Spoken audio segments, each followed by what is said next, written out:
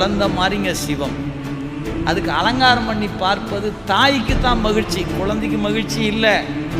பெண் குழந்தைக்கு ஆண் குழந்தை மாதிரி சட்டை போட்டிருப்போம், ஆண் குழந்தைக்கு பெண் குழந்தை மாதிரி சட்டை போட்டு மகிழ்வோம். இதெல்லாம் தாய்க்கு தான் மகிழ்ச்சி. குழந்தைக்கு என்னது, சட்டை கழட்டி விடுறதுலேயே குறிக்கோளாக இருக்காது இல்லையா? எப்படி அந்த குழந்தைக்கு மகிழ்ச்சி இல்லையோ அதுபோல் சிவத்துக்கு மகிழ்ச்சியும் இல்லை, வருத்தமும் இல்லை. ஆனால் அந்த தாய்க்கு ஒரு மகிழ்ச்சி இருக்குது பாருங்கள். அது மாதிரி தாங்க நமக்கு தாங்க மகிழ்ச்சி. இன்றைக்கி பூ கட்டி போட்டேன், எனக்கு தான் மகிழ்ச்சி.